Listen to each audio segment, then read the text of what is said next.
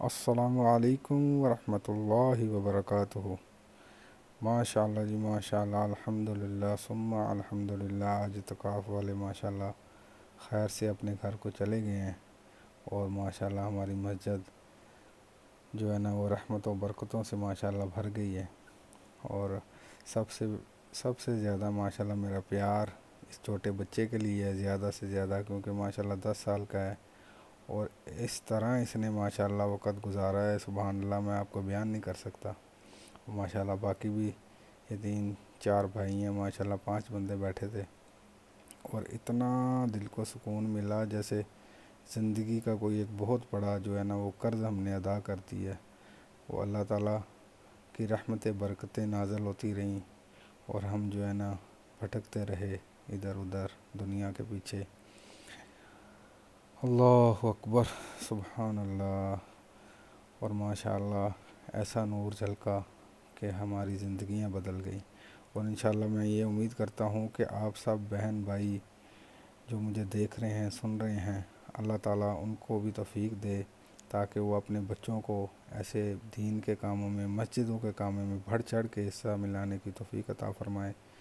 اور ماشاء اللہ اللہ تعالیٰ ان کا ثواب اپنی شان کے مطابق جو ہے نا پوری امت مسلمہ پہ، پھر اہل بیت پہ، آپ سرکار صلی اللہ علیہ وآلہ وسلم پہ، اور سب انبیاء پہ، 1,24,000 کم و بیش جو پیغمبر گزرے ہیں ان پہ عطا کرے، اور ہم کو ان سے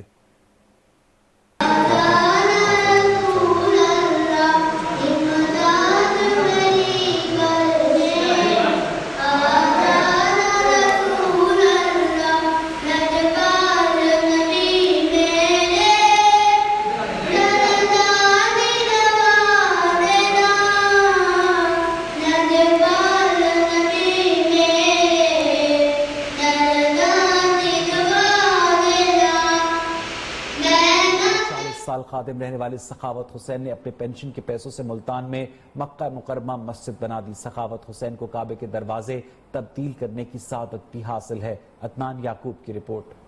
امت کا خزینہ ہے مولا اللہ اللہ۔ یہ ہے ملتان کے خوش نصیب سخاوت حسین، جنہوں نے اپنی عمر کا طویل عرصہ خانہ کعبہ میں گزارا۔ بیت اللہ شریف میں 40 سال خادم رہنے والے سخاوت حسین واپس ملتان لوٹے تو اپنی پینشن کے پیسوں سے مکہ المکرمہ کے نام پر مسجد بنا دی۔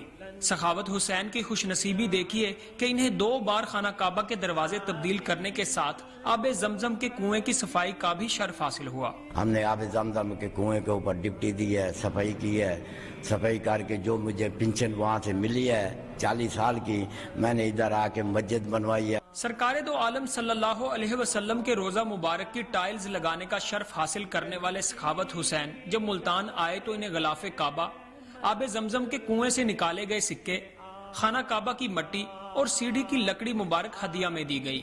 سخاوت حسین کی طرف سے بنائی گئی مکہ المکرمہ مسجد میں ان تبرکات کی زیارت کے لیے لوگ اکثر یہاں دنیا میں کم ہی ہوتے ہیں، جنہیں اپنی عمر کا زیادہ تر حصہ اللہ کے گھر میں گزارنے کا موقع ملتا ہے۔ اپنی عمر کا طویل عرصہ مکہ المکرمہ میں گزارنے والے سخاوت حسین سے لوگ بیت اللہ شریف کے واقعات سن کے روحانی اور قلبی سکون محسوس کرتے ہیں۔ کیمرامین شاہد میو کے ساتھ عدنان یعقوب، نیو نیوز، ملتان۔